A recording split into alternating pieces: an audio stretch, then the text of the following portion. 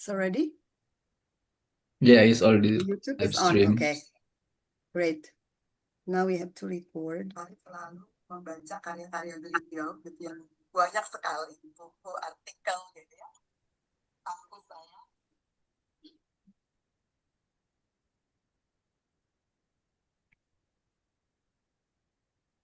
Okay, we record. Okay, Farid, please start. Farid is the host of this session. Okay. Okay. Thank you so much, Ira, and then 24 hours greetings, warm greetings from my position right now in a small city in upstate New York. The city is called Binghamton. First of all, welcome to our special plenary session 2 at the third annual Kartini Conference on Indonesian Feminism, KCIF 2025. We, on behalf of the organizer, I would like to welcome our distinguished speakers and panelists, Ms. Bala Ali from Iraq, and then Miss Jelen Paklarin from the Women's Legal and Human Rights Bureau in the Philippines, Sandra Ramirez, the Advocacy and Legal Advisor for Latin America and the Caribbean, Equality Now in Colombia, and then Ms. Kirigo Njenga, Senior Advocacy Officer, Orchid Project in Kenya.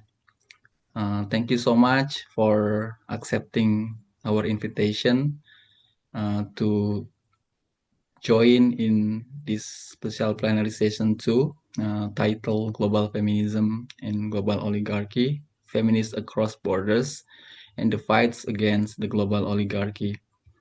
We really appreciate your participation and contribution in this conference. Maybe before I would transfer to Mbak Ika Agustina, the Executive Director of Kalena Mitra in Jakarta, Indonesia, who will be the moderator of this session. Just a couple announcement.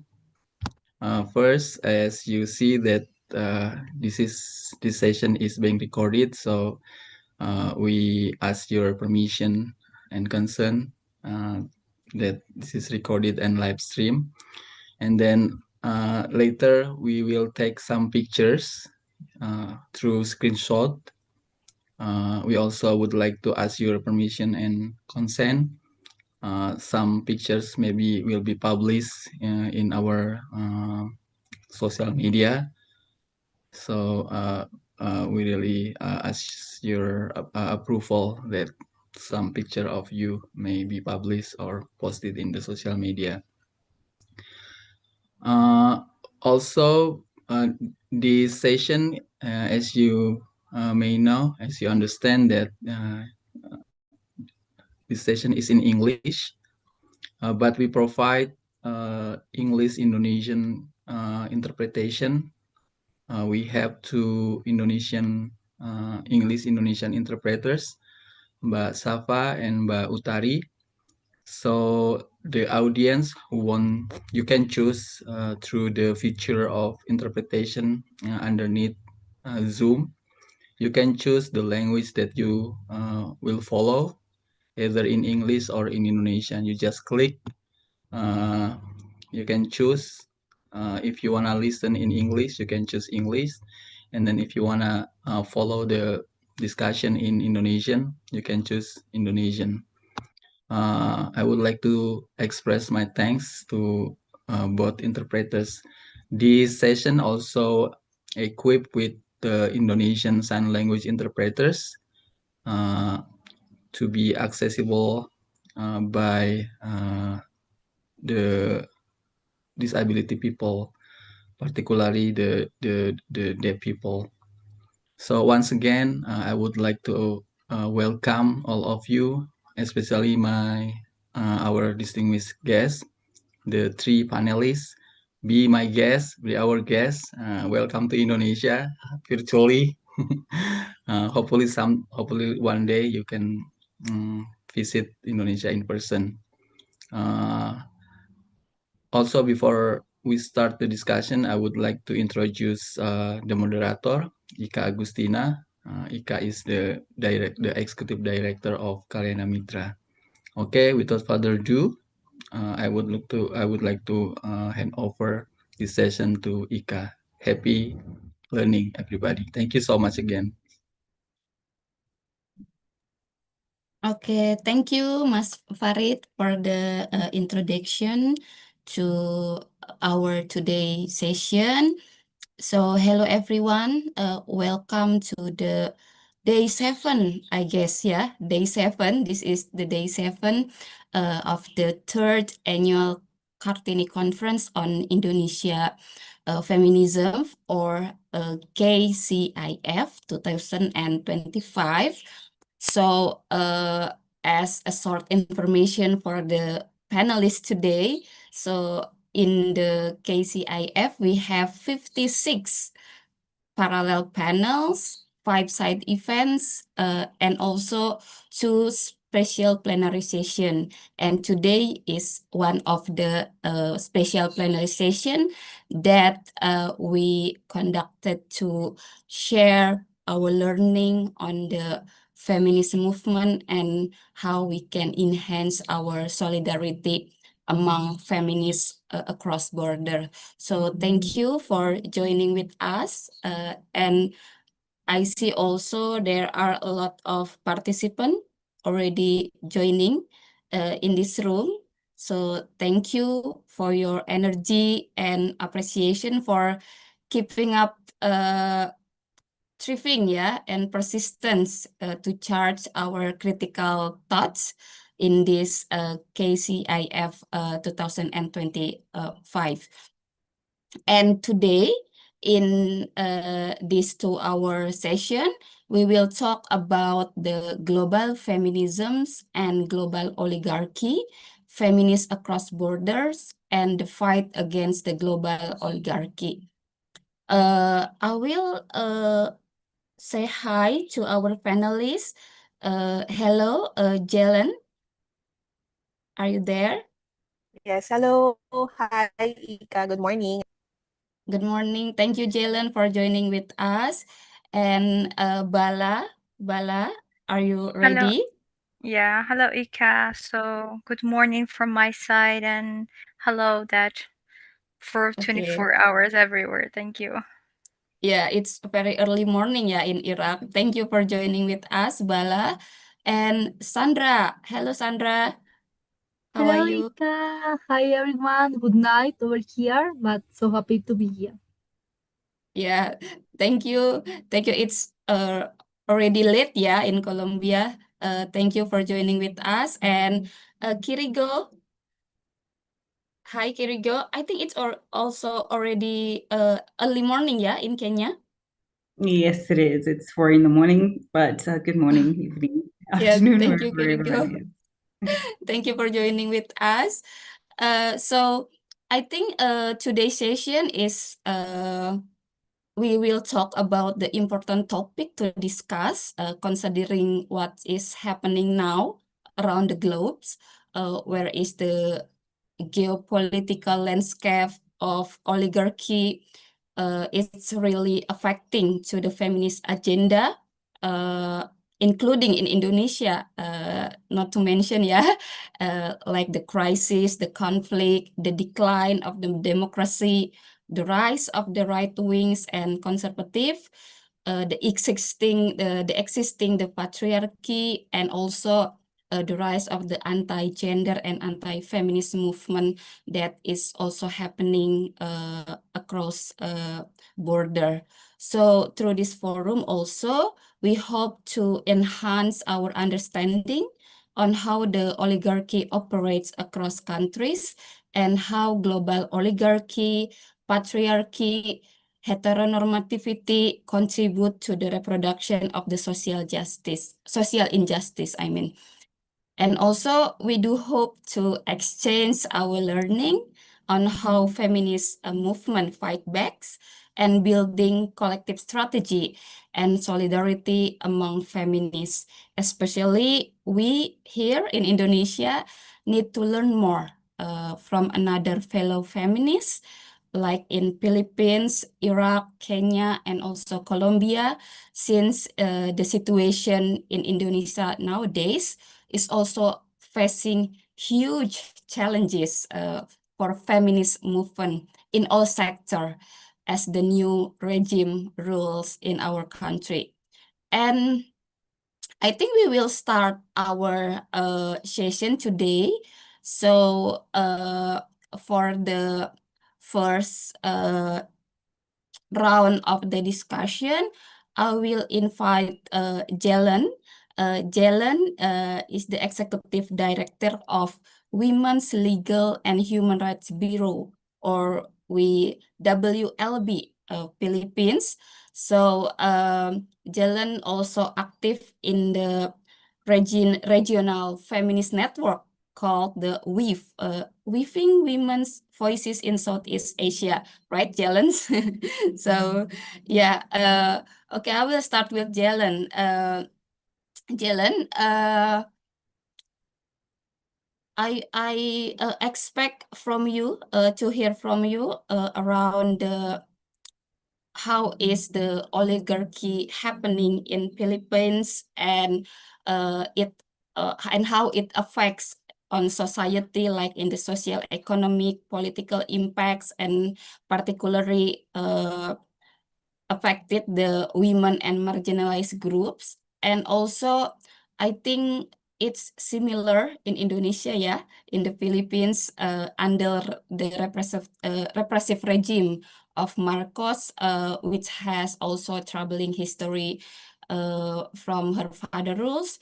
Could you also please provide the insight into the current situation in Philippines, and also what are the setbacks and the progressive issue? Okay, that's a very tough one to start the conversation on feminism and the role of feminist movements and the situation in relation to oligarchy.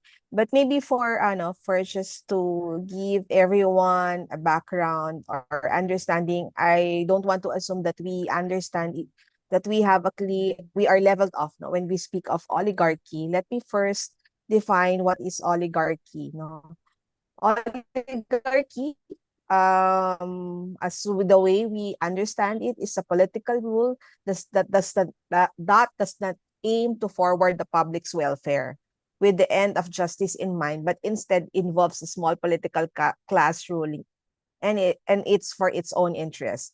So maybe in the Philippines, it's a group of people or families holding control over the economy of an entire nation. In one of the articles, written by an economist, he said, Mendoza said that all evidence and indicators suggest that the Philippines we are more oligarchic today than we have been in the past. What we are all seeing is a weakening of the rule of law and a discouraging of foreign investments.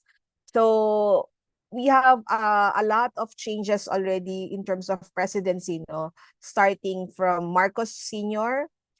In the early 1980s, and now again with Marcos Jr. But despite of the changes in our president, it would appear that regardless of the presidents that we had in the past, from Marcos Sr. to Marcos Jr., it seems most of our government administration are simply making some oligarchs more powerful than other oligarchs, no? So what do I mean by that? So it's a clear indication that an oligarchic system is one particular maybe indicator is the prevalence of political dynasties in the Philippines. Tomorrow, there will be a big mobilization happening as a result of corruption that transpired in the Philippines, resulting from the use of flood control monies. Similar to Indonesia, we are facing a lot of challenges in relation to climate change. And in the recent flooding that we experienced, there were a lot of exposition that a lot of funds were actually corrupted, no? Instead of using it for flood controls. And that's the main call for tomorrow's mobilization. So I think Southeast Asia and other Asian countries are actually in a particular juncture right now where the civil society and the people are actually mad and questioning where are the funds and what's happening to the government. So when I speak of political dynasties, and I think this is one of the most problematic part in the Philippines, is that political families are by design meant to perpetuate themselves in power. So sometimes it just changed, no? The political dynasties in the previous administration in a way change, and then there will be some new political dynasties. But let me just share with you just one slide. So just to show in particular for 2023 and 2024, who are the top 10 most are the wealthiest family in the Philippines.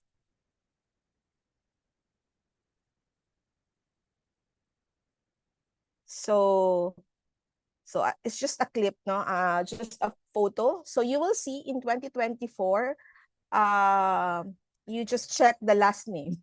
That's the way, no, to really check, no.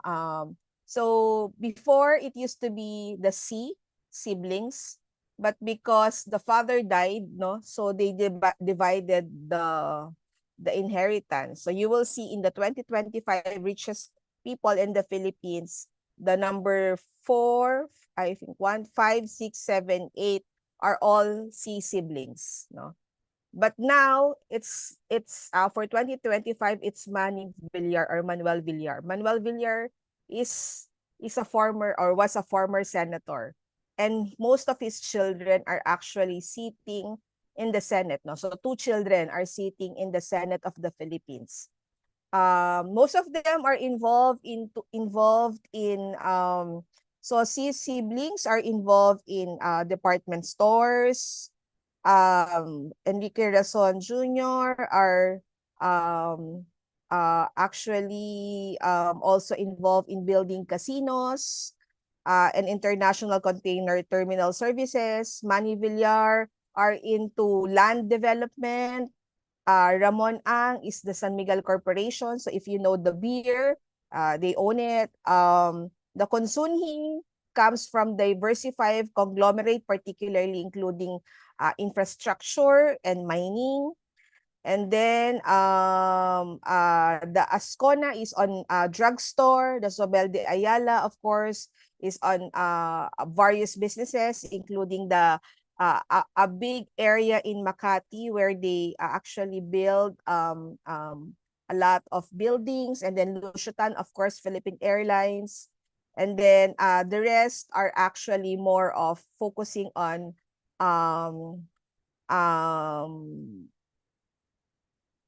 supermarkets, no? So you will see that's how I'll stop sharing now. That's how the funds are divided, no? So when it comes to the 1% wealthiest in the Philippines. So the question is Ika is asking, are there changes? What is the situation? Nothing has changed, unfortunately, Ika, no? So elite oligarchy continue since 1985. Political economic power has remained concentrated in a few families and business clans. Corruption and elite capture of state resources continue to block deeper reforms. Some people would say that there are mixed but unequal economic gains. Of course, there are some developments happening depending on the direction of economic policies, macroeconomic policies by the current administration or the previous administration. But while official poverty rates have declined and the economy has grown, and actually Philippines is being seen as a middle income country, but inequality remains high. Many Filipinos still face insecure, low paying or informal work with wages lagging behind living costs. So there's a persistent hardship for the poor. Poor communities remain highly vulnerable to food and fuel price shocks resulting from all the wars happening globally. We're of course affected by the war, whether it's in Iraq, whether it's in Afghanistan, or whether it's in Ukraine. Corruption in public spending continues and climate-related disasters. And that's why this corruption was exposed, because the flood is all over Metro Manila, and we're talking of billions of pesos, no? And many families still identify themselves as poor despite government reports of Congress. So why it's bad for our country? What is the real situation? Because the concentration of wealth and power still remains with the oligarchic families. And the challenge or the problem is with oligarchy, there's also a problem with the weak democratic institutions and corruption, because as I've mentioned earlier, political dynasties still dominate elections, often backed by business interests. State policies and public contracts are frequently shaped to benefit elites rather than the majority. And public funds that could go to health, flood control, and social protection either are diverted to projects that worsen service delivery to the poor. So what is the result of all of this? What is the real situation? Persistent inequality and exclusion continue to prevail in the Philippines. While the economy grows, wealth is not broadly shared. Poor are still poor. The rich are still rich, and they're getting richer. Gains accrue to elite families, leaving large segments in poverty or precarious work. Rural people, farmers, fisher folks, indigenous peoples, and urban people remain marginalized. And therefore, the poor remain trapped in cycles of low income, poor services, and limited political voices. So maybe I'll stop there first, Ika. Yeah. Okay, Jalen, thank you for sharing the situation in the Philippines. We're also facing the huge problem, about the existing of the oligarchy that is have huge power in the country. And also Jalen mentioned about the political dynasty that also happening in the Philippines, and it is lead to the many problems in the country, like the corruption, the decline on the economy, the climate change, the low wage, and also and it leads to the reproduce the social injustice, and also the inequality that still continue to exist. I think it's also similar in Indonesia, regarding the richest people in Indonesia. In Indonesia, we have what we call it, nine dragon, nine dragon. That is the nine richest Indonesian person, in Indonesia, that is also have a huge control in the business and the politics in Indonesia. I think it is also our challenges for the feminist movement in Indonesia, how we can tackle and also struggle to this situation. Thank you, Jalen, for sharing.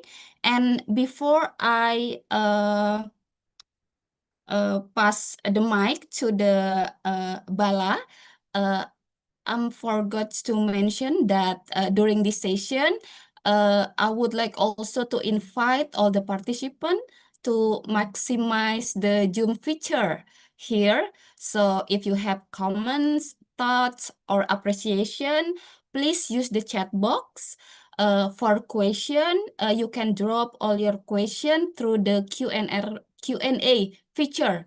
Yeah, so you can find click the more icon, and then you can find the Q&A box there, and you can type all your question, and we will read them during the Q&A session, but it also open for the speaker to type and answer the question in the Q&A box. And I think if we have time during the discussion, there will be also an opportunity for participant to open the mic and share your question directly to the speaker, and also using the raise hand feature first. And also you can use the reaction feature to share your appreciation or response. So let me check first. Can you send the reaction or like the love reaction? Okay, thank you. Yeah, so you during the session you can use all that of the feature in the Zoom's meeting room. So thank you. Okay, I will head to Bala. Bala, in a 2023 article on the BBC, it was reported that a survey conducted in Iraq revealed that a majority of Iraqis believe the situation in the country has worsened since the US invasion in 2003. Can you provide an update on the current situation now in Iraq under the current regime, particularly on how it affects the status of women? And also, maybe can you provide your insight about the relationship between the Islamic government and the oppressive system in Iraq, and how it impact the human rights issues? Yeah. Thank you so much, Ika, for raising these, let's say, critical questions regarding the situation in Iraq. Basically, I would say that in general, or let's say by name, we are not an oligarchy system. We do have a federal parliament government, but in practice, yes, Iraq can be also one of the countries that they practice oligarchy, because we have, like, let's say, certain groups, certain people, certain families that they do rule the Iraq. Just to give you let's say an nutshell about what's Iraq, just to give you information about the let's say the situation in Iraq. We have two different, let's say, big ethnic groups that they do live in Iraq. We have Arab people, but we have also the Kurdish people. So to give an information that the Kurdish people, we do have, like, I'm from the Kurdish part, that we do have our uh, government, and but still we do belong to the Iraq. So the situation is very different in the Kurdish part to the Arab part, which is the south central, but we are in the north of Iraq. But in general, like, yes, still the situation here is not good. So in Iraq today, we are still, as human women, that we still face many challenges. Like, by the constitutions, they say that they do guarantee equality, but in practice, women's rights, let's say, are limited and shaped by the religious and the traditional views. We have different type of religions, but the main religion here is Islam, Muslim, let's say. But we are facing the challenges because now there's two important point that going on in Iraq, which is the anti-gender campaign that we have here. The gender word itself is a taboo and we cannot use it, and for the gender equality we should use, like, the equality between men and women, between male and female. So, and also we do have the personal status law. This personal status law that has been changed in Iraq and unfortunately passed in our parliament. So this personal status law, the change, has been changed based on a religious, let's say, beliefs, and this change actually gives the power to the men and to the families to allow the child marriage, which is very, let's say, a dangerous topic right now, and unfortunately has been passed, and we cannot somehow to raise against it, because like there was a strong concerns, let's say, from the women's rights activists and groups, and the people as a feminist group we are, but a lot of them has been erased, and a lot of them has just they because they have been a really serious threats on their lives, so they had to leave the south central part to the north. So because here we do have a bit, let's say, easier life here, uh, but at the same time, we do not have any laws that protect the women or the feminism groups, or those people that they do face gender-based violence. So we do have a very weak protection system, let's say, and we do not have any kind of shelters. We do have very limited shelters also. So women here, especially the activists, especially the people that they are feminism, they are continuing to push back. There's like a very uh, clear or obvious stepping back, like as it's said in this survey. uh, and also we do face a lot of political restrictions, especially in the south central, that there's a really restriction that women cannot participate in decision making, economic, let's say, political decision making. So this is very obvious. So I would say that in general, Iraq is still a very patriarchy society, and yes, after 2003 you can see a very obvious or a huge step back when it comes to the feminism, and also the word of still like gender, woman empowerment. I don't know, like when you talk about these kind of activities, when you want to do activities to empower women, or to just talk about the raising awareness the women here regarding like the child marriage or anything like this, so you will face a very or a big push from the government side. And regarding the relationship between the Islamic government and the observed system in Iraq, I would say that the relationship between the Islamic government, it's influenced the oppressive system also in Iraq, because they both are very close. Like religious parties use their authority, let's say, to create the laws to reduce the woman's freedom, especially in marriage, divorce, inheritance, like in all the other sectors in the life. Especially with the new law for this personal law that I said, unfortunately, that has been passed in our parliament. I would say that the human rights issue, like equality before law, it's really bad as a comparison to to before. And we don't have any protection, as I said, from the violence, and the rights of the children, right, more at risk, because it allows them, based on this law, that the parents or the people that they are in charge of this child, they can just um, uh, give them or allow them to do the child marriage. And I would say that the dominance of the conservative people that we have, they are reinforcing this system where women voices are less right now valued, and harmful practice such as early marriage or honor crimes, like especially the honor crimes is a very very common right now in Iraq.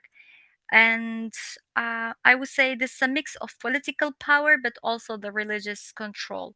So it somehow makes it very difficult for women to fully enjoy their rights right now in Iraq. Especially right now, we are 1 month ahead of the election. So all the parties are trying to show how they are protecting families and protecting the honor of the families of Iraq, protecting the honor of Iraqi families.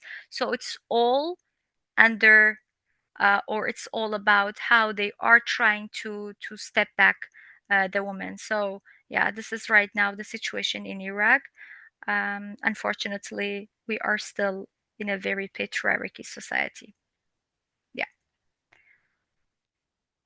Okay, thank you, Bala, for sharing the current situation in Iraq under the federal parliament government, right? Yes, we are in a Yeah, federal parliament, yeah. And yeah, also, because as I said, we have two different, let's say, governments, because we do have a Kurdish region, which is called Kurdistan region of Iraq. It's also a federal parliament government. And also, mm, we do have a South Central, which is the main government. It's also the federal parliament government. So, yeah. yeah. Okay, and also you mentioned a lot how the patriarchy system that still Yeah. exists in Iraq Yeah. contribute a lot of the gender problem in Yeah. Iraq. Yeah, women's face the problem facing by the women's, and also uh the gender itself. The word it's taboo, yeah, in Iraq, Yeah. You and cannot use it. Yeah. yeah, instead we can use like the equality of men and women, right? Or you Yeah, cannot see that equality, also. male or female, equality between male Mm. and female, or equality between men and men, so women and men. So the word gender itself, it's taboo, because right now we do, that the LGBTQ things and all those stuff is taboo here. And so that's how they relate the gender to this topic. So that's why you cannot use the gender word itself. You should determine this is male or female. There's not a third gender, Okay. or yeah, or the Yeah. other, say, yeah, Yeah, marginalized I groups. think Yeah. it's also very relevant in Indonesia situation right now. In some cases, sometimes in our movement, we cannot use that gender for instance when we are working in the certain community, and also we needs to think about a lot of approach and strategy how we can introduce the gender perspective to the society. And also, Bala already shared with us about how the Islamic government use their authority to produce the law that is also leads to the limited and control the women's life in Iraq, and how the systemic power and religion control that is also uh, exists, and using the paradigm on how like the protecting the family, something like that, and use that ideology and perspective, and it leads also to the limited of the women's right in Iraq. So thank you, Bala, for sharing. I will next speak to Sandra. Sandra. Yeah, Sandra, can you share with us also about what happening now in Colombia? And we also heard that Gustavo Petro is known as the Colombia first left-wing president, that who is also made a progressive move on several issues, including the climate change, the war on drugs, and the social and economic reform. Additionally, he is also quite vocal about the situation in Gaza. And I think the latest news that I heard from Colombia, that Colombia already issued the law on banning the child marriage.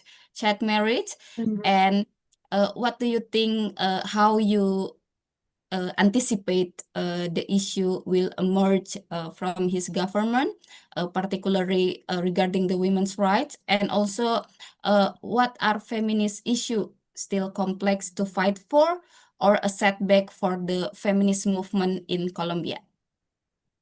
Thank you, Ika, and thank you, Bala, for all what you just shared with us.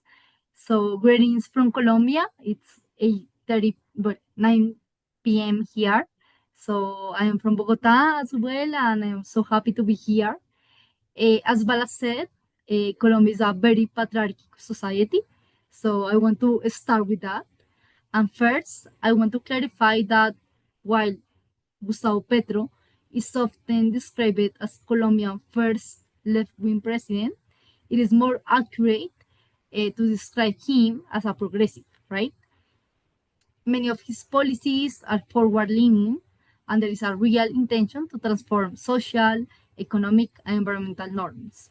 Right now, we are working in the Congress regarding FGM as well, like eliminate female genital mutilation in Embera communities, like in indigenous communities.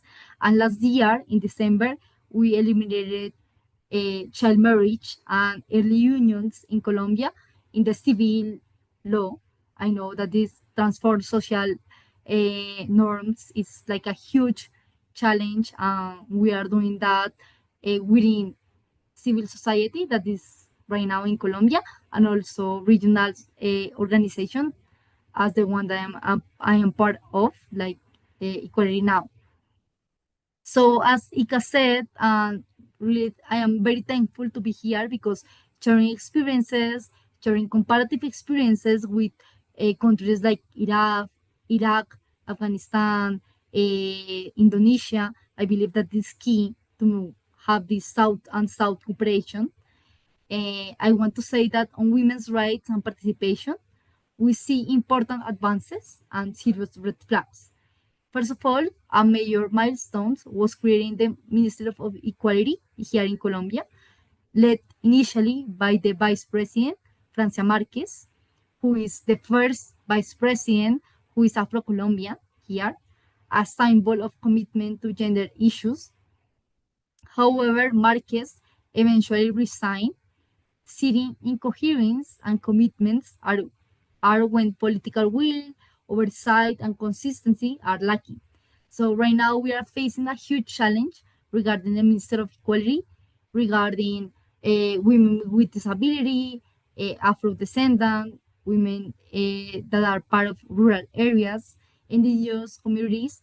That is like a key agenda of the Minister of Equality, and right now is facing huge challenges regarding budget and, of course, political will.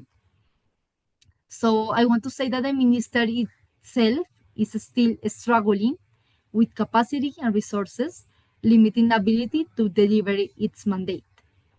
Also, one of our huge challenges right now is that the government has seen very high cabinet turnover. More than 10 ministers in 2.5 years has changed and has taken over this position. So this instability undermines long-term policy and politics implementation. Some appointments from the Gustavo Petro government have raised concerns. There have been cases where people accused of misogyny or gender-based violence were given high office roles, contradicting feminist expectations of clean, accountable leadership. So I want to say that for us, like this feminist, youth, and also civil society lenses, there is like a huge uh, red flag, and also a more accountability for these positions that are in place. However, meanwhile, on the positive side, I want to say that Petro pledged greater inclusion of women in public roles, party in public positions. One of his cabinets is mostly for women's rights, women's in positions of roles, care policies as well. I was last month, sorry, in August, in the Women's Right Political Forum in Mexico. So it is the biggest forum regarding women's rights, and Colombia has a huge position over there regarding recovery of rights in conflict affected zones, and of course in care and gender-based violence. So I want to say that this is a huge position of LAC region, and as we are here like sharing lessons and experiences, I believe that LAC from Mexico, Colombia, Argentina as well, despite Milei in the power, can share specific experiences and specific lessons and recommendation for how we should implement it policies right now. I want to highlight that in 2022, the decriminalization of abortion in Colombia by the Constitutional Court is another huge example of legal progress in women's rights. But right now, at the same time, powerful narratives continue to criminalize women's autonomy and their decision over their bodies. Right now, we see large scales of campaigns in front of the Congress. I am talking here, and we have huge campaigns right now in front of the Congress that attempt to undermine sexual and reproductive rights. So just to, conclude, the real concern is the gap between the promise and the practice, right, and the implementation. While laws and decrees may be passed, implementation lags, especially in rural areas. Indigenous, Afro-Colombian, women, girls, adolescents with disability are suffering from long-term marginalization. Access to abortion, protection, or justice is still very unequal. Violence against women leaders and activists persists. Colombia is the second country, second from Mexico, that activists persist, especially where states present is weak, to be criminalized, and armed conflict groups operate with impunity. So I just want to say that we have a huge armed conflict background, and our institutions are leaked to call back accountability. So we need to look ahead to the upcoming elections, and as well, we know that pose significant risks for women leaders and people with disability, young people, Afro-Colombian people, people in rural areas, indigenous, that really wants to be part of the public policy space. So as a broader reflection, I just want to say that there is tensions show how oligarchy power structures like political, economic, and social continue to resist feminist progress, even when progressive governments are in place, right? How we are having that right now.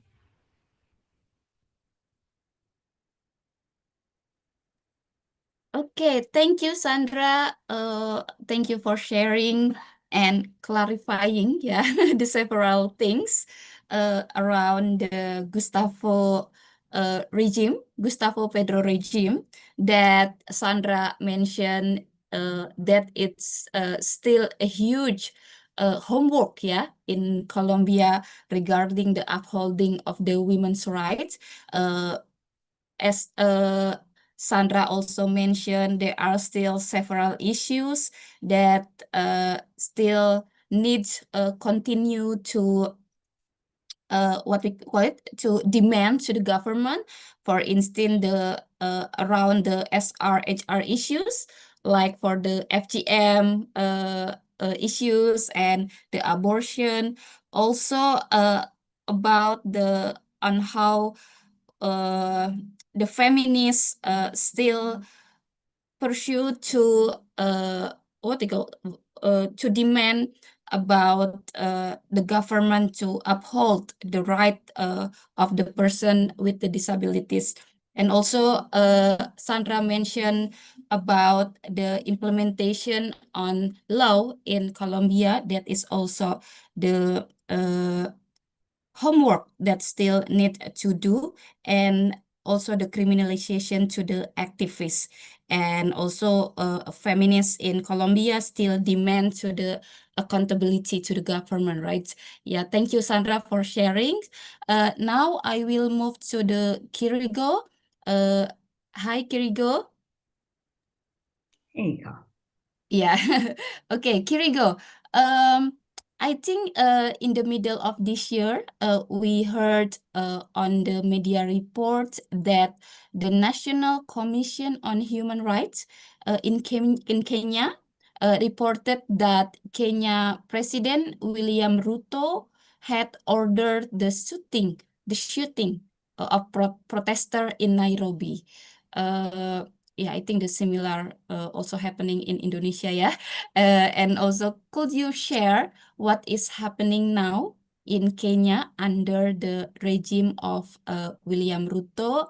How is the democracy progress, the emerging issue, especially related to the women issue, and what the challenges remain in Kenya? Thank you, Ika. And thank you again for having me speak on this issue. So the situation in Kenya right now is precarious in the sense that at any moment in time, we might just have a repeat in terms of protests that led to the shooting and killing of several young people. So maybe just a background on what led to the situation is that we had the current government came in with promises of what they call the bottom-up approach. And the idea there was that they would ensure that development happens from the most marginalized, sort of your grassroots moving up, as opposed to what is usually the case. And this sort of speaks to what we're talking about in terms of oligarchy systems, whereby a few people hold power and also sort of steer the economy in terms of what they want out of it, as opposed to what is the general common good of everyone. And so there was the 2024-25 finance bill, and the bill had a lot of controversial provisions around taxation. So there was quite heavy taxation and also just a lack of understanding of where the common citizen was in terms of expenditure, in terms of the cost of living, and the young people feeling very hard in that space. And therefore, we had a huge protest by young people, which were famously called the Gen Z protests. And in that scenario, a couple of young people are shot, and that's where the president, whoever was advising him, told him this is going to be a state of emergency. And granted, the young people were quite angry that they stormed parliament. But the way they tried to deal with it was very reactionary. So let's go out and try and stop this, but let's allow police to just open fire at young people. And so we had a couple of young people die. And the aftermath of that is a crackdown. And we've always had abductions and disappearances in Kenya, just because of the kind of political systems we have, where it's, again, very similar to what Jalene was speaking about in terms of having a couple of families that continuously are in political power and other power elites that have been in this space for 30 years are just not going away and not really changing the way that they look at governance and the issues that they need to address to ensure that their governance is addressing what the real needs of the people are. So that has then continued to lead to abductions, disappearances, and the misuse of laws. So, for example, the cyber laws in Kenya. So young people, the digital space is very open now. And so young people will express themselves. Actually, everyone will express themselves, but in this particular instance, a lot of young people expressing themselves in very different ways, in ways that are supposedly disrespectful for older people. And they are then using the sort of cyber laws to criminalize and punish and ensure that some of these young people are obviously incarcerated for very long periods of time. And so that situation remains precarious in the sense that you don't know who's going to disappear tomorrow.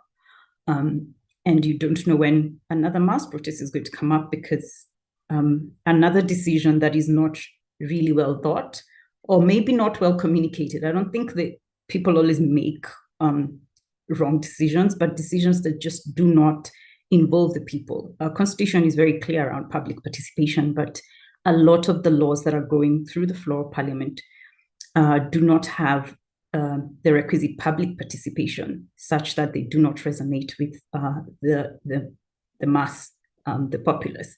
And therefore you see this reaction. So a precarious situation, but also one that is hopeful as much as as much as it's fearful in the sense that people continue to push and require accountability from our leaders, bearing some fruit, but also realizing that we need to be maybe a little bit more strategic in terms of how we approach some issues so that we're not sort of losing more lives. But moving on to your second question around sort of the issues that are emerging, especially around women's issues. Maybe starting off with just, again, I think what I'm really impressed in what I'm seeing is just the active and bold challenge of power and the status quo by young people, and especially young women who are really leading in this movement. And again, that for me is where I speak of hope, as much as we continue to see challenges around power and how that affects women, girls, and the most marginalized in our community. Another issue that's emerging is really around technology empowerment and digital inclusion, and how people are using that, especially young people, young women, to address local issues, from very local communities to national platforms. So how, for example, we're talking about apps around financial inclusion, which is usually a big disparity for a lot of women. And also things like female genital mutilation, again, just using apps to try and get people to report, try and get people to connect them to safe spaces, really exploring and exploiting that digital world to ensure that we have solutions to sort of those local problems. Another emerging issue is around, I don't know if it's emerging really, but I think we've seen more of it, and this is around protests and really people coming out and speaking on issues, women on issues, political participation, on issues of disability, on issues of inequality. All of those things are seeing people coming together, especially women, to speak to them. I think we've had several marches around very specific issues. So we had a problem with femicide in Kenya for a very long time, and last year was probably the worst. There was quite a very huge number of young women killed, and that sort of brought a lot of women from different movements together to protest and speak about the issue and seek for accountability. And really question leaders as to what they were doing. And we saw some, let me call them promises, because as of now, I'm not sure I'm seeing as much progress as I would like to.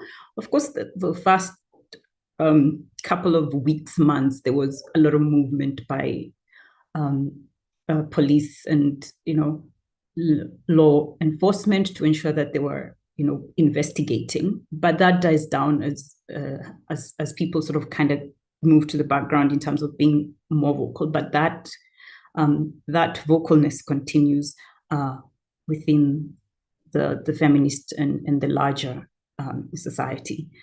But one thing that has, I think, sustained the continued push around women's issues in Kenya is the growth of grassroots movements, where women come together. I guess the realization that you try and solve your own problems because your government really isn't trying to. And women coming together to really empower each other, be it economically, politically, gaining skills, again, challenging the status quo, in terms of ensuring that they are in the spaces and they need to be, and they're gaining the skills and they need to have to be in those spaces. But that, again, of course, comes with its own challenges. The silencing of those voices through the abductions and extrajudicial killings. But also, I think the continued high rates of gender-based violence, FGM, child marriage, those continue to be things that we fight against. And I guess in contrast, so like, for example, Sandra was talking about Colombia just having passed a law on child marriage last year. We've had these laws in Kenya. I think we're so good at written laws, but the gap is always the implementation and really the willingness of of authorities to actually follow up and implement these laws such that they are actually protecting, because just having laws on paper really without the implementation doesn't help anyone. So we've had like child marriage and FGM laws since the early 2000s. So implementation again is sort of the biggest gap that we have. But also just legal disparities around other things outside of sort of GBV and harmful practices. Legal disparities around asset ownership and inheritance, especially for women, and that's perpetuated by cultural norms and patriarchy, which I think is global in the way that it manifests itself in our communities. And of course, with that comes economic inequality. Most women are not in high-flying paying jobs, or even just normal, decent paying jobs. They are in informal sectors where the pay is very low. Again, they have limited access to finance, because if you don't have ownership in which you need as collateral to get loan facilities, then the probability of you scaling up a business, for example, is limited. But also in this new era of globalization of the internet, we face dangers around cybersecurity vulnerabilities, where we're now seeing sexual gender-based violence moving online. And how we deal with that is something that is developing as people are learning. And then the usual political representation. We actually have a whole clause in the Constitution around requiring that we have a third representation in Parliament, that is female representation. And that has not been implemented since the new Constitution. Well, it's no longer new. We just celebrated 15 years of the Constitution, so as of 2010. And that continues to be an issue that female leaders, but also just women in general, are pushing for. And because Parliament is largely male-dominated, that just hasn't taken off. And I don't know what it will take for it to take off if we continually still have the requirement that the same Parliament is what is going to guarantee that we have female representation.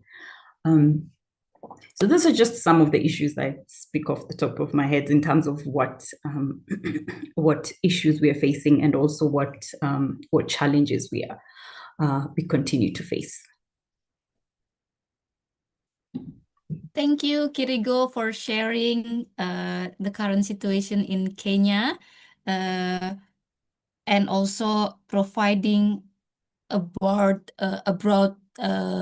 various issue, how the situation in Kenya affecting the women's rights in Kenya.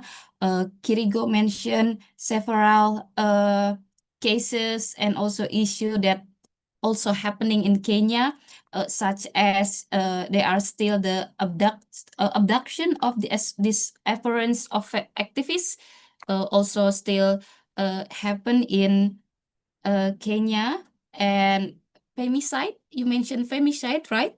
Femicide that worsen, in this latest news. And also the problem around the child marriage, FGM, is also the big problem to fight for in Kenya. There is the law enforcement regarding this problem that is still lack in Kenya. And I think Kirigo also address about how under the regime of William Ruto affecting the life of the young people in the digital and technology area, and also how it limited the access for young people to the information, and also the vulnerability of the online gender-based violence in Kenya. I think it is also happened in Indonesia. That is the online gender-based violence. It's really have the huge cases in Indonesia. And also, Kirigo mentioned about the how parliament still male dominated. So the representation of the women in the political and the decision making, it's still low in Kenya, and we have the same situation in Indonesia also. So thank you, Kirigo, for sharing. I will get back to Jalen. Jalen, are you still here? I hope. Yeah. Okay. Present. Yeah, Jalen, considering the situation that you already mentioned earlier, how is the situation affecting the women's rights in Philippines? And also, maybe you can talk a little bit about how you and your organization actively engage with the feminist issue at the regional level in the ASEAN level, and what is your perspective on the feminist movement within ASEAN? And also maybe you can reflecting on the uh, earlier panelists mentioned in the several area and issue on the women's right. Is it also happening in Philippines, or you can also talk about that? I think one of the sorry, I forgot. I think one of the strong advantage of the movements in the Philippines is that we have a very vibrant feminist movement. And I think it has been, the feminist movement has been there for the past several decades, and I would say maybe even not just even during this administration, but even in the past administration, where sexism, misogynistic culture has been very prominent due to patriarchal values and norms that has been embedded in our society for the longest time. The women actually lead the campaign towards addressing sexism and misogynistic. And it's actually the feminist movement, because we have a Magna Carta of Women that allows us to file a complaint against any official. And it was actually the feminist movement who first filed a case against Duterte, questioning about his misogynistic and sexist remarks. And the Commission on Human Rights actually gave a response saying that this should be stopped, no? But of course, it's the Commission on Human Rights, and he's the president of the Philippines, and implementation of the decision is a little bit challenging. But I would say that the feminist movement really play a big role when it comes to fighting dynasties, fighting the oligarchy. I think similar to what have been shared by my other co-panelists, there's an elite capture of the gender agenda. So I would say that in some legislative hearings where I've been to, I am very worried that sometimes is it more of a purple washing. When I say purple washing, they're making use of gender agenda to advance other interests, or also pink washing, making use of LGBTIQ agenda in exchange for other corporate-led investments or franchising. So political dynasties and business elites sometimes co-opt women's empowerment as a token gestures. So for example, tomorrow we will have a big mobilization, and the question is, what will be the role of some corporations if there would be present, no? We've noticed also in most particularly in the LGBTIQ march, there were a lot of corporations present. That's a good thing if they're really promoting the rights of LGBTIQ. But you're very much worried how that particular space is also being used to advance their interests, no, and not really promoting the interest of the marginalized LGBTIQ. I think another challenge that we're facing in relation to oligarchy that is in relation to the feminist movement is the economic inequality. Oligarchy control reinforces poverty, so that's why poor women, especially in rural areas, bear the brunt, no, of low wages or sometimes no wage at all or no income at all. And I think since most of us are agricultural lands, we all know the problem, no, how low big corporations or middle persons will buy, let's say, a particular agricultural products from our female farmers, and then leaving them with no income at all. And then when we buy it in supermarkets or in public markets, it's very high. The prices are very high. We will see that that the continuing challenge really when it comes to poor women getting poorer resulting from these policies. And then I think it's also a challenge for all of us, not just in the Philippines, and I think that's the reason, no, why even in spaces like Indonesia, in Nepal, and in other countries, and I think I saw a post, how do we feel? Actually, we envy Indonesia, and we're hoping that people will get mad, people will get angry in the Philippines and go out and really challenge the government, no, and really question the problem that we have been saying, no, about the funding, the corruption, and the shrinking democratic space that has been controlled by the elite and politics sideline feminist voices. I think one thing that I also would like to highlight, Ika, is the problem of red tagging in the Philippines. So that's why a lot of feminist organizations or activists are very careful when they talk in public, because you really don't know when you go out. It's either you will get apprehended, imprisoned with baseless accusations of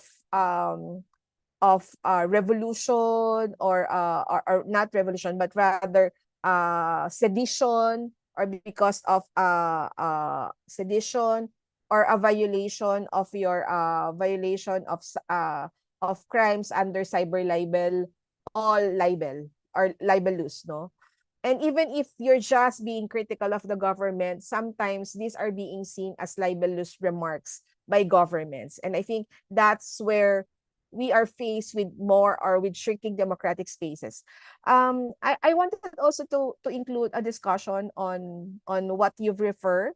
Some of my colleagues refer to femicide, but I also wanted to unpack it because femicide in other regions, let's say in Latin America, might have a different manifestations. For example, in the Philippines, most women being killed in the Philippines are through strangulation. Sorry, trigger warning for what I'm going to say. Strangulation, several multiple stab wounds, or let's say women are being chopped into pieces sometimes by their intimate partners. But these are not being referred as femicide. These are being referred as murder, no, under a revised penal code. So maybe the question is, when do we say it's femicide? What are the elements that eventually led to femicide? And then some were actually raped and killed by strangers. Do we still call them femicide? Is it still femicide because they are targeted because of their gender?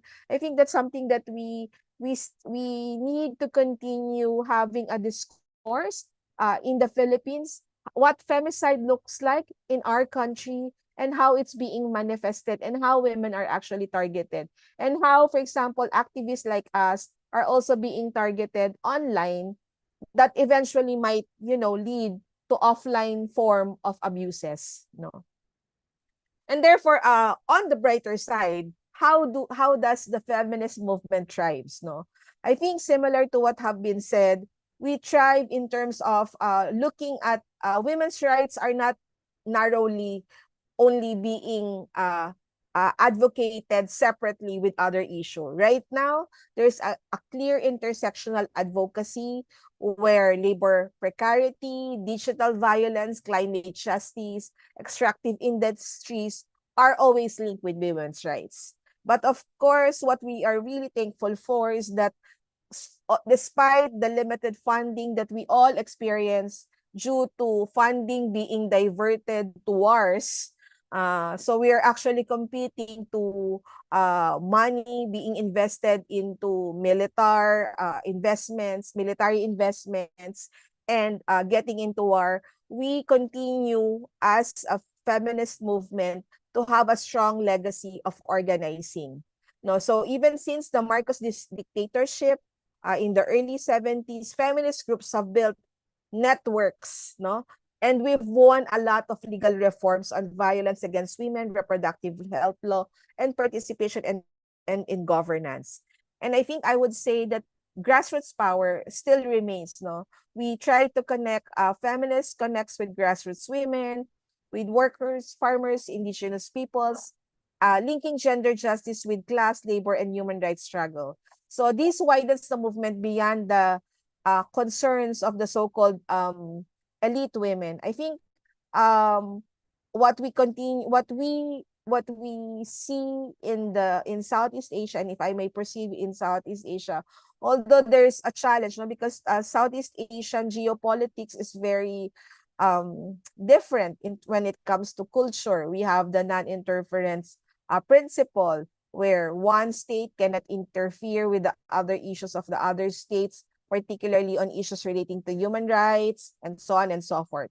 But I think networks and feminist movement like us, our network, we continue to bring grassroots into spaces like ASEAN, even if it's difficult, even if it's more expensive, even if it means small steps. We're trying to bring grassroots people to spaces where we can actually have their voices. It's not us speaking for them, but it's the grassroots women speaking for themselves in front of the ASEAN leaders. I think that's something that we, as part of the women's movement, can continue to do.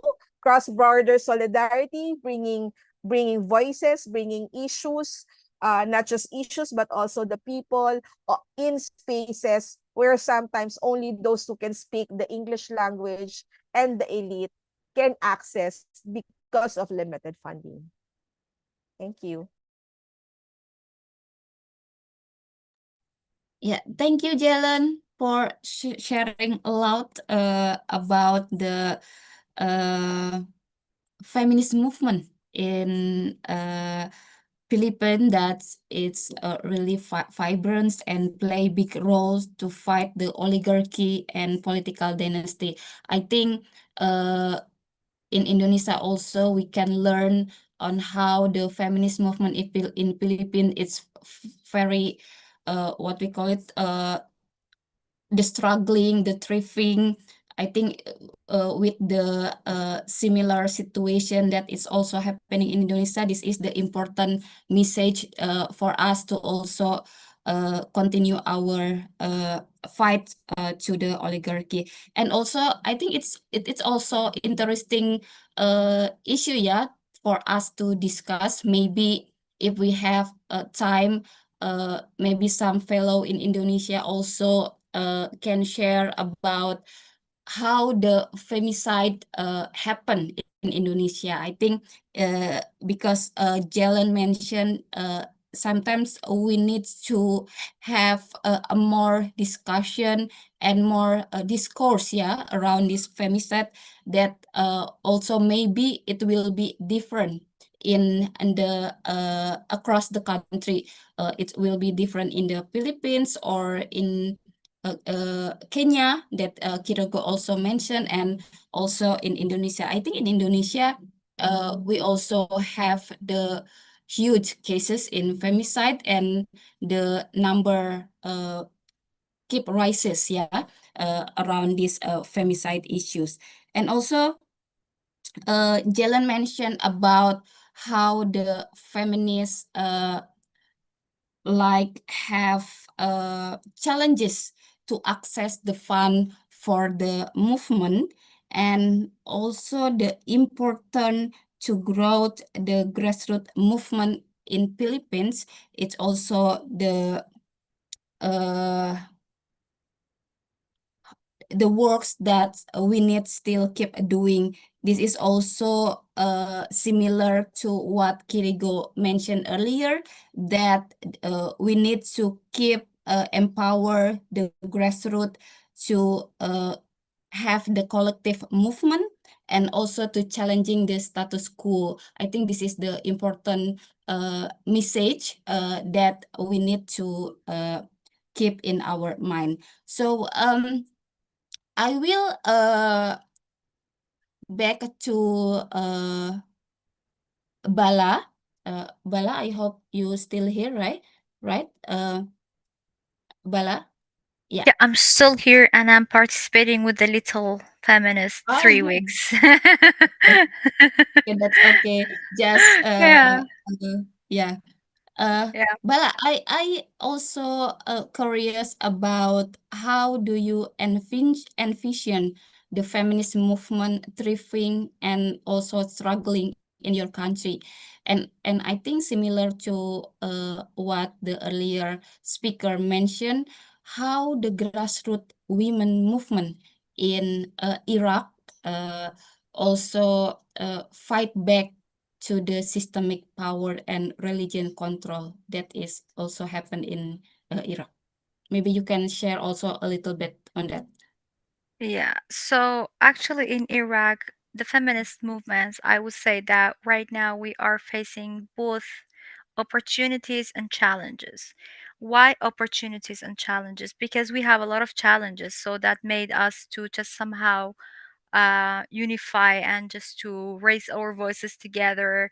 And we are not, let's say, considering the races, the ethnic groups, because in Iraq we had a very long um, problems that if I'm a Kurd, I will not respect the Arab people, and that's how we just came. But right now, when it comes to the feminist movement, because we have a lot of, like, let's say, challenges, and it's very common, so it's somehow unified us to raise our voices, especially on the new personal status law, as I said, and also we are asking for, let's say, stronger protection of women and girls.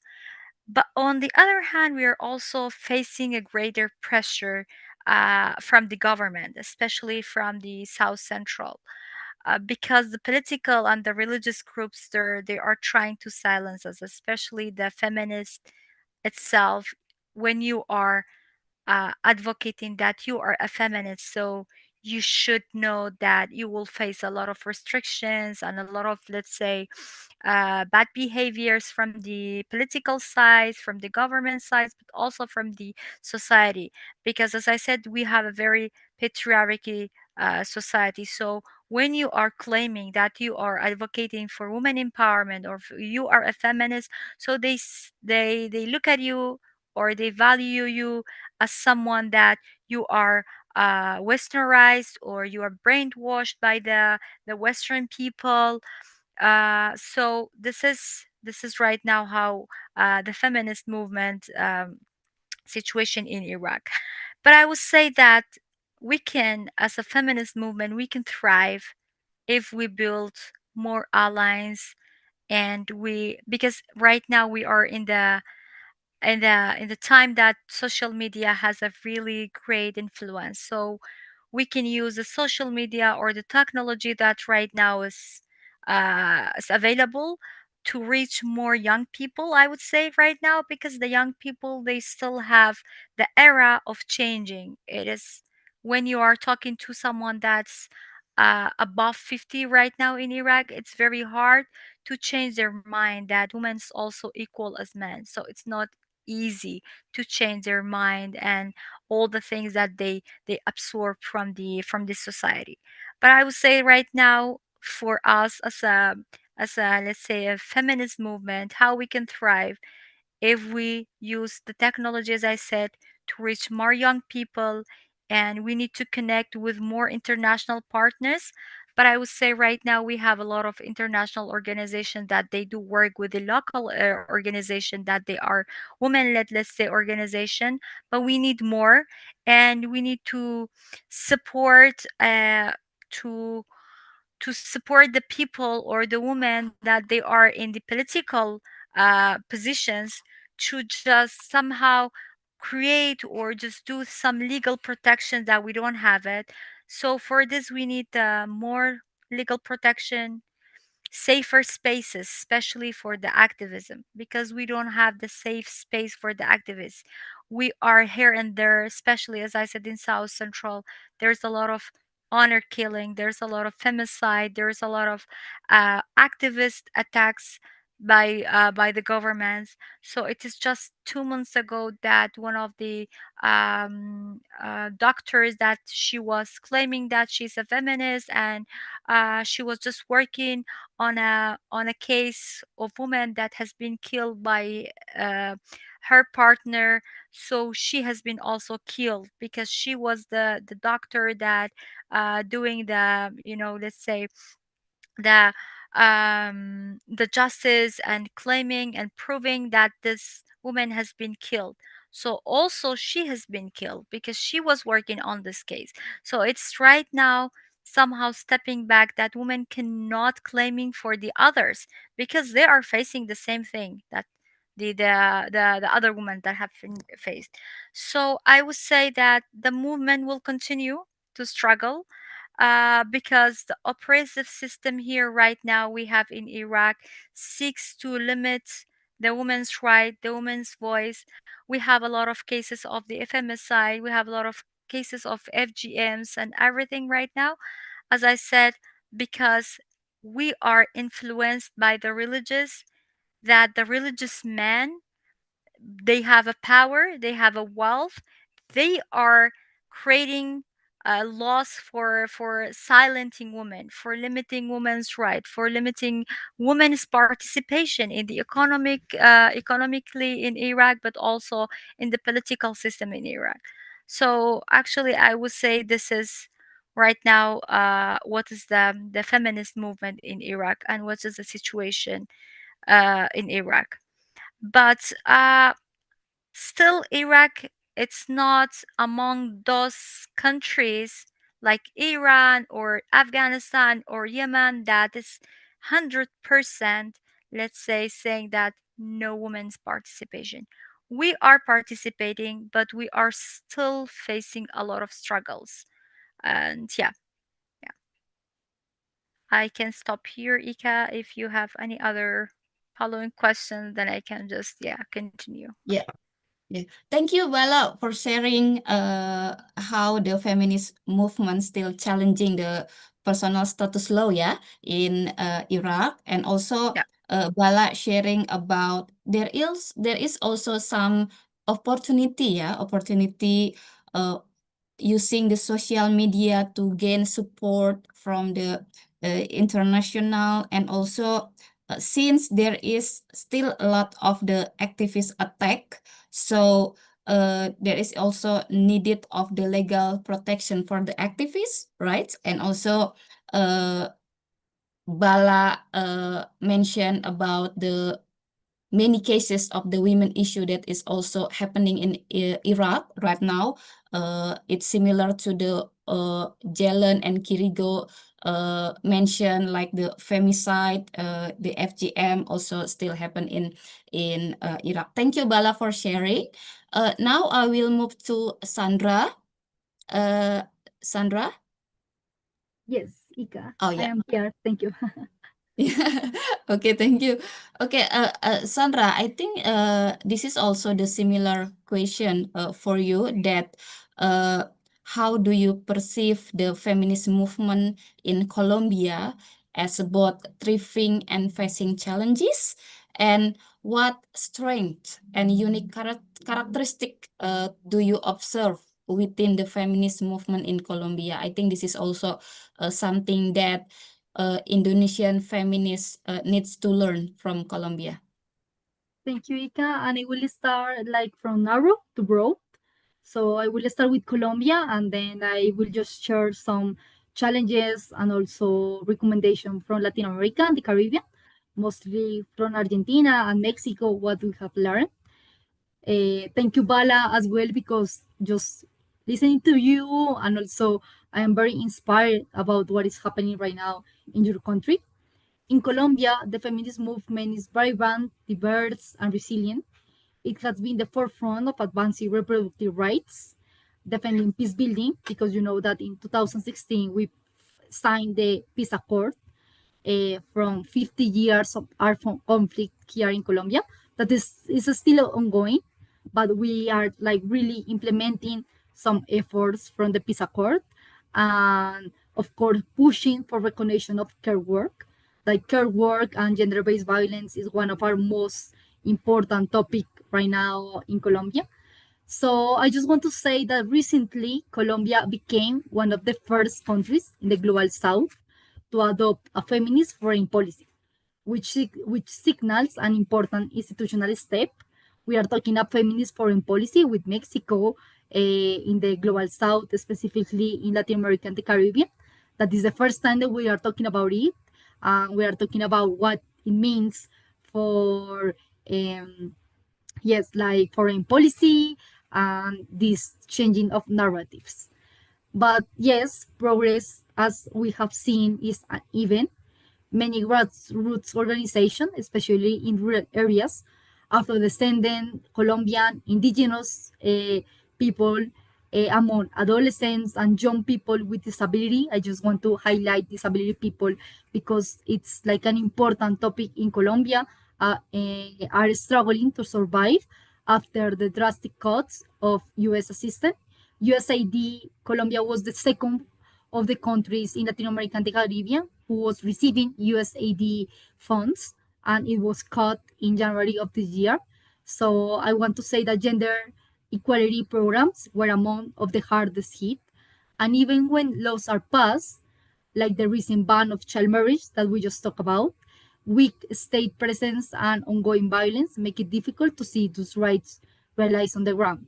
So the movement is thriving in terms of vision, resilience, and activism, but it's facing very real structural, financial, and security challenges. So I just want to say that it hits very hard what just happened in January of this year. Many of my peers, people who are working in humanitarian settlements, they don't have any work right now. We are working in humanitarians and development settlements that we don't have any kind of money. So it's very important to highlight that. And just to talk about feminist movement in Latin America, I just want to say that this has a breadth and deep intersectional agendas tying in sexual and reproductive rights with racial justice, economic inequality, indigenous land rights, climate change. We have seen it. So movement don't just demand legal changes, but also demand changes social norms. So I believe that economic structures, care system, social norms, as I said, is the principle and the core of what we are doing. So we don't want to say that we are just developing and implementing trainings without really social change norms. And I want to say that regional interconnectedness is strong. Movements like Ni Una Menos, the Green Wave, cross-border solidarity networks share strategies. So this helps when one country is under attack to get international support, attention, and solidarity from other countries. As Argentina, Brazil, Venezuela, we are seeing that Latin America and the Caribbean is sharing narrative and is sharing what is happening in other countries. However, I just want to highlight, and we are talking about feminicide right now, there is a strong backlash. Argentina, under Milei, is an obvious case where the Minister for Women, Gender, and Diversity was abolished, budgets are cut, and legal protections threatened. So, but this is not unique. Elsewhere in LAC, civil society reports rising of violence, criminalization for women, human rights defenders, shrinking civil space. So this disinformation for campaigns, legislative rollbacks proposal. Some progress still exists, like the Colombian's bans on child marriage. Yesterday was the Bolivian ban on child marriage and early unions. So I just want to highlight that because we are celebrating that kind of huge goal that that changes legislative norms is nothing without implementation. But we know that stronger femicide laws in some countries, expanding access to abortion in others, This is important for gain, not just still continue with this a kind of yes, struggle and challenges in rural or marginalized communities. Okay, thank you, Sandra, for highlighting the feminist movement in Colombia that is also very vibrant. And also Sandra mentioned about the feminist foreign policy that that is also adopted, yeah, in Colombia, and one of the country that is apply this policy in the global south. And also Sandra mentioned about the disability important disability issues that also important to address in Colombia, that is also affected from the global geopolitical policies that now also happen. And also Sandra mentioned the context on the challenging issues and feminist movement in Latin America. I think this is also important for us to hear about the feminist movement in Latin America. Okay, before we come to the Q&A session, I would like to ask Kirigo about what are the and how do you see the feminist movement thriving and facing challenges in Kenya? And also maybe you can give your insight about like the diverse context on the feminist movement in specifically in the Africa context. All right, thank you, Ika. So I think similar to what my fellow panelists have spoken about is really ensuring that we are collectively building sort of a stronger, more collaborative and inclusive movement within the countries that we are in, but also within regions and globally, because I think the only way that we can continue to challenge and push back is to have a very collective and very strategic movement in terms of how we speak of the issues that are affecting women and the marginalized in our communities. But very specifically for Kenya, I guess similar to Colombia, we have a very vibrant feminist movement. And like I spoken to earlier, a group of really young feminists coming up. And those feminists are both male and female, which is also very encouraging to really challenge some of the things that we continually see around gender-based violence, about economic marginalization, around lack of representation within political spaces, and also economic spaces, because I think that we need women to be in those spaces to actually inform how economies and policies and structures disempower and disadvantage women and the marginalized in our community. But I think the issues in Kenya are very similar to the issues that are being spoken to in Africa. And that's again around patriarchy, dismantling patriarchy, and challenging those cultural and social norms that continue to perpetuate inequalities for women and those that are marginalized. Again, political empowerment and inclusion that then means that women are not at the decision-making tables to make decisions that are actually reflective of sort of their day-to-day lives. Another one is, I think, always top of the list, gender-based violence across the board, and why it happens, and how do we change those social norms that and cultural norms that continue to encourage, perpetuate gender-based violence. But I think one big one has been intersectionality and women really speaking to how inequality in itself manifests in very different ways, in very different spaces. LGBTQ is a conversation that is in some countries in Africa is a non-starter, but people are beginning to have those conversations. Again, with with some fatalities, unfortunately. But the conversation continues, and people continue to push back. And again, some of this come with shrinking civic space, where we have our governments obviously trying to restrict those spaces for people to express themselves.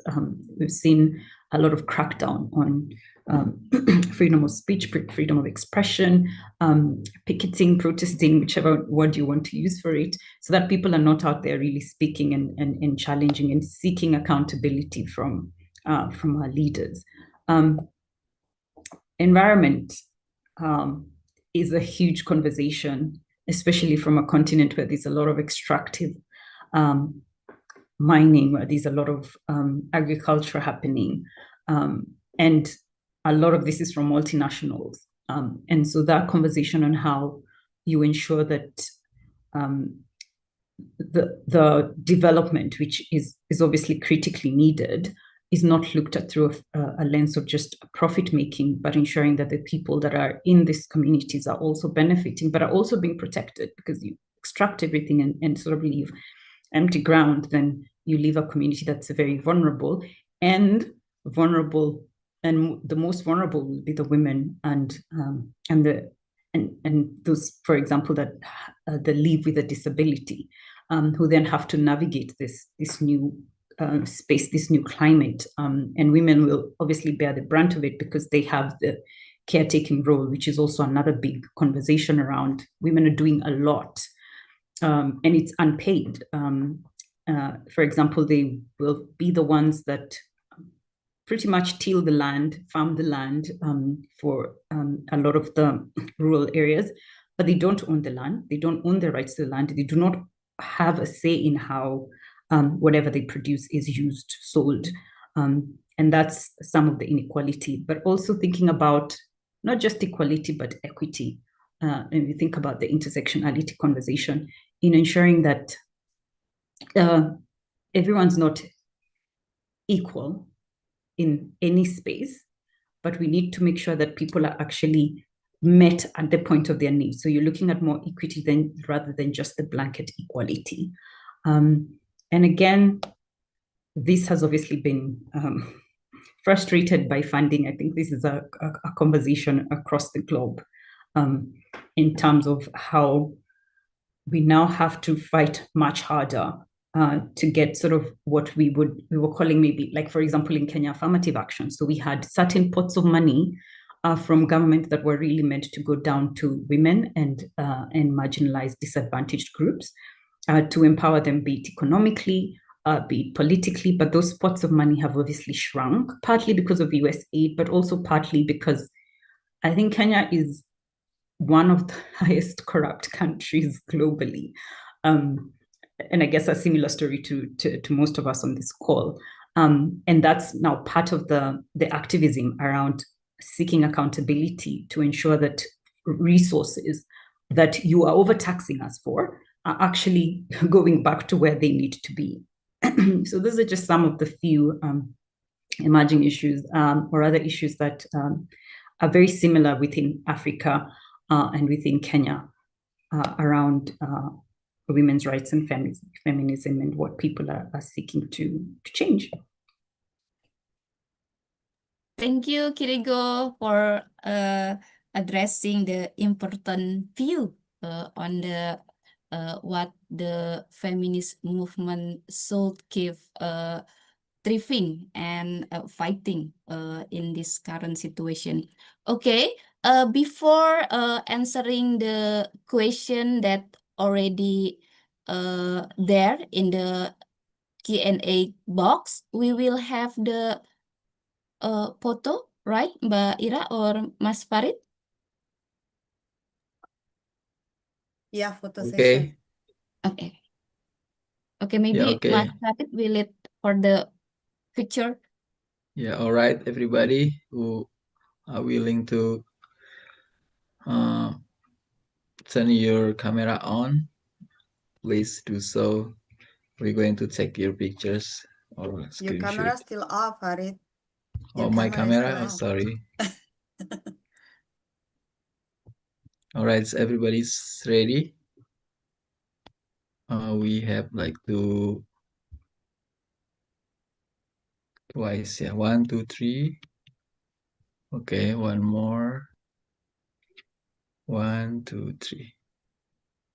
Okay, Mbak Ika, continue please. Thank you. Okay, thank you, Mas Farid. I think we have around 10 minutes for answering the question that already sent by the participant in the Q&A box. I will read them. They are for question, and maybe all the speakers can generally respond to this all question. Okay, for the first one, there is question from the Tommy Chandra. He just curious and for every panelist, what your perception when you watching Indonesia development of feminist movement in your point of view as fellow feminist right movement. And then from Nila Rumpun, Nila is the Nila manage an NGO concerned in women and young women empowerment in Indonesia. I would like to ask your perspective regarding the global situation of activism in feminism, the main challenges and strategies moving forward together, at least for quick wins within the global current situation. And another question from Tommy Chandra. He wants to ask for its speaker. In Indonesia, I think there's a problem with the uneven spread of English. So it's still hard from some people to access written source or see case studies from abroad. How do fellow feminists deal with this issue, especially in countries where English is not the main language? And the last question from Yuyun Sriwahyuni. This question is for specifically for Bala. I believe there are Islamic feminists in Iraq. In your knowledge, how do Islamic feminists resist religious? I assume there are also intersectionally concerned here, based women's operation in Iraq. Also, are there alliance between secular and religious-based feminist activism? I think this is also another question from Tommy Chandra. He has 3 questions, yeah. He have the same question like Sri Yuyun, but this question address for Kirigo about feminist struggle related to Muslim feminist issue, because he heard that there is high FGM rates in Kenya, especially the coastal side of Kenya where the Sharia law applied there. I think there are one question for Bala and Kirigyo. I think Sandra and also Jelen can address the other 3 questions from the participant. I think I will give the first stage for Kirigo. Kiringo, can you answer the question addressed for you? Right. Thank you, Ika. So the FGM in Kenya manifests in different communities, and for some communities it's cultural, for some communities it's religious, and the religious aspect of it is from our Islamic brothers and sisters. So the coast is a mixed bag. The coastal area is a mixed bag of communities. So we have Muslims living there, but we also have other, because it's a touristic city. But the higher rates of FGM on the basis of religion actually happen in the northern part of Kenya, rather than because Mombasa is the southern part of Kenya, happen in the northern part of Kenya. But you are right in the sense that within Muslim communities, we have higher rates of FGM, and religion is the basis on which it is it happens, because it is considered to be mandatory, obligatory within Muslim culture. And of course, that has been debunked just through a lot of the research that's been done by Islamic scholars. And so that's part of the narrative that we are using in terms of how we engage communities to ensure that we are having conversations that are critical, respectful, and also understanding as we're thinking around social norm change, behavior change, on how we address that. And that is not really in Kenya linked to femicide. Femicide in Kenya is as very similar to what Gillian was speaking to, and maybe this gives me an opportunity just to speak to it. I think for me, femicide manifests in very different ways and for very different reasons. But the basis for which femicide happens, it's based on gender, hence femicide. It is done because you are a woman, right? And for me, that's what really matters as we have that conversation. It doesn't matter why it's happening and by whom it is happening.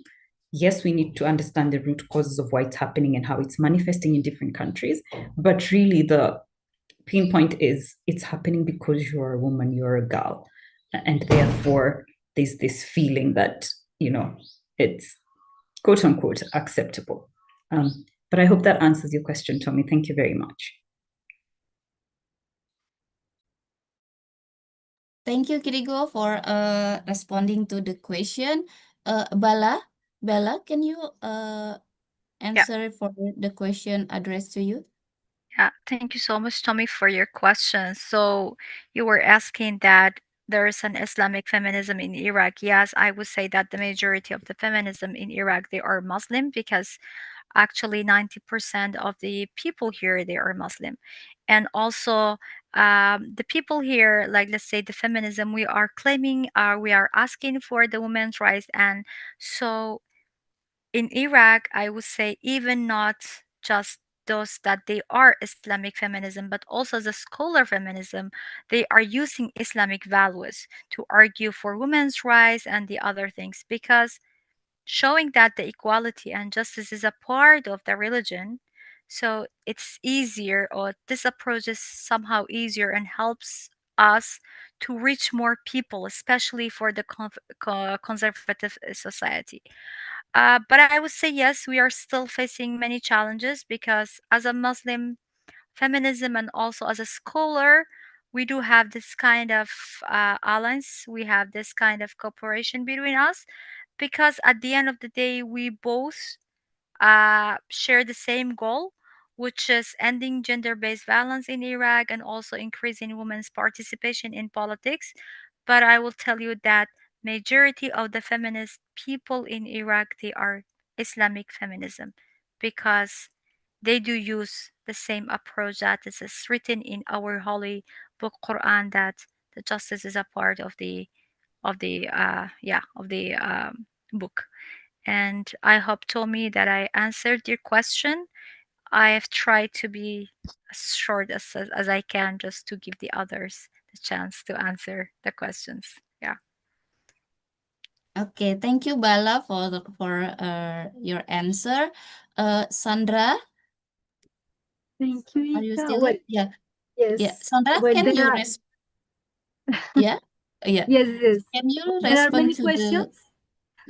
the question regarding to the Nila question about your perspective regarding the global situation of the activism in feminism? Thank you, Ika. Well, yes, I want to start with the English part of that question. Sure. And thank you so much. I will try my best to answer those questions. I learned English in my school, but it's not my second language. I really struggle a lot during the university with the language, and still I am struggling. I am learning every day, and I'm embracing my accent. I am embracing the way that I am sharing today my point of view and my learnings with you. So I believe that English is like a huge struggle for Latin America and the Caribbean. Just these classes and those private school have the opportunity to learn English in some ways. And of course, when we are sharing with you that feminist communities from rural areas or with this focus on disability, indigenous, Afro-Colombian, well, the lack of access to English classes and to the way to share with all of you our learnings is huge, right? So I just want to start with that question because I believe that it's important to highlight that that just to be here sharing with you these words has been years and years of practice and learning and waking up at 6 a.m. to 8 a.m. to learning how to say things with you. And regarding what you are saying, Ika, from the feminist movement in Indonesia, I believe that for us it's key. You know, the South and South cooperation and really learning what is happening in our regions, learning what is happening in Africa. For example, my colleague from Kenya in Nairobi, that right now Colombia and Kenya has this kind of transactional and agreements to learn from each other what is happening in Eurasia, what is happening in Asia. That is very powerful. I believe that some of the greatest strengths is resilience and the ability to mobilize transactionally. So I believe that I just want to highlight that the powerful networks that you are trying to build to connect local struggles with local or global agendas like the Kenya, Philippines, Colombia, regarding reproductive rights, regarding ending violence against women, girls, adolescents. It's key to really build those networks and really ensuring that diverse voices and reality shape the movement, right? Because we need to learn about what is doing the anti-rights movement. We need to learn what is happening and what are the key advances of what is happening in the global movement. And right now, today, and what we are doing in this moment is key for shaping this agenda. So, so yes. Thank you, Sandra, for your response. Jelen, can you address the question also regarding maybe what your perspective on the Indonesia development now, and also regarding the global situation of the activism? Yeah, um, so maybe I'll start first with the global situation. So I think the strategies that we can embark on that we're actually doing already as feminists, as part of the feminist movement, is actually claiming our narratives, no, making sure that we're being heard. Actually, the power of narratives is a feminist principle. It's part of the feminist concepts, and it's commonly used now. And if you've imagined, the word narratives that we've been talking now has been mainstream, no? And I think that's something that we have to continue doing. Feminist narratives that, and at the same time, how do we make use of feminist narratives by also utilizing digital spaces? Like now, we're very lucky to have bring together different feminist perspectives from across the world. No, before it, we need to spend a lot of money just to listen from our colleagues from Kenya, from Colombia, and even from Iraq. No, but now we were able to do this through this conference. So I think we have to utilize that spaces and make use of digital spaces to create some pockets of resistance. And eventually try to also cross from digital to offline spaces. And I think that's where I will proceed to responding. I actually respond already to the first question while I was doing my intervention, but I can repeat again. So I had this conversation with in our Facebook. Of course, the algorithm is mostly those who you are working with, no? And there were a lot of postings among Filipinos saying, Indonesia now, Nepal first, Indonesia now, and then the Philippines, and then they make fun that we're just watching a meme in the television. It means we're still waiting. When can we have the same kind of experience that Nepal and Indonesia is currently experiencing? I think there were already a lot or a couple of protests that we've been into in the Philippines. It's a common part of our activism. But the question is, how do we sustain this? How do we involve the masses? How do we involve the marginalized groups? Because sometimes marginalized groups of people are already tired of all these issues, and then they would say they're just using us. And I'm hoping that with what's going to happen tomorrow in the Philippines, we will be able to sustain it. Just right now, while we're doing this seminar, the Philippine government said that they're going to return the 60 billion pesos from PhilHealth. No, it's like a health project. And my comment is, that's the right thing to do. We don't need to be thankful, because that's our money and you need to return it.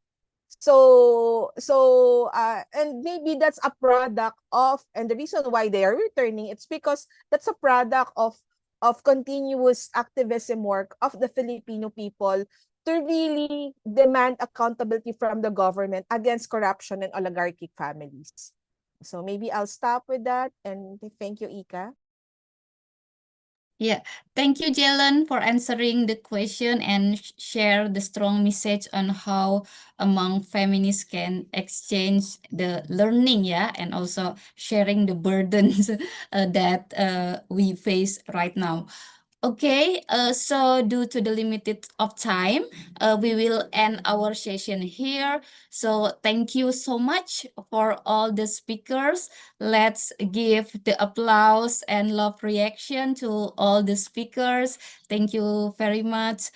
And I think your perspective, your thoughts, and your critical thinking, it's also important for feminist movement right now, and share our solidarity across border. So what I can conclude for the discussion are that the oligarchy, patriarchy, and also heteronormativity is the common issues, and also the huge problem that we face right now, and also how they are control the law, the politics, and it's really give the huge impact to our daily lives, and also affect the rises of the violence against women, the gender-based violence, like not only to the women, to the girls also, the economics, the political aspect, the femicides, the child marriage, FGM, poverty. I think there are some cases and some issues that keep rises because of this existing oligarchy and patriarchy. And also feminist movement across borders are still keep fighting, struggling, and thriving to fight back to the oligarchy and patriarchy. We believe on the grassroots movement power. I think this is the important message that we can have in our country, to keep our hard work on that, and also building solidarity among feminists. I think this is also an action that we can continue to do despite of our differences, and also the barrier that we have, and the solidarity is also the key for global feminist give move and rise. I think that is my notes. I hope this discussion bring a broad perspective and thoughts for us to keep moving.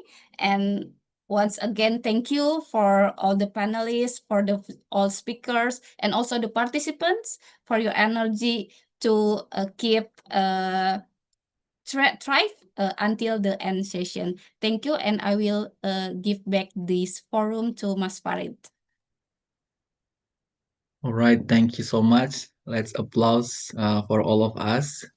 On behalf of the organizer of the conference, the third annual Kartini Conference on Indonesian Feminism, or KCIF 2025, I would like to express my sincere thanks to the panelists, the excellent lineup of the panelists, and also the moderator for your great contribution to both this conference and to the feminist movement. Despite the very limited time for discussing this very important topic, I hope it inspires us, encourage us as a feminist groups to consolidate our transnational feminist movement. We share solidarity. We share our spirit to fight against local patriarchy, global patriarchy, regional patriarchy, and many forms of discrimination and social injustice. We still have one more another session after this, so we invite you to join the following session. I think we can end our forum now, and once again, thank you so much, and please stay healthy and stay well. I'll see you again in the next session. Thank you so much. Thank you also for the Thank you so interpreters much. and Juru Thank Bahasa you. Isyarat, sign language interpreter. Thank you Yeah, for all yeah. the speakers. Thank you all the Thank participants. you. Bye. Thank you so Thank you. much, Bye. everybody. Bye-bye. Please Thank stay you, Ika. well, Thank you all. and I'll see you again.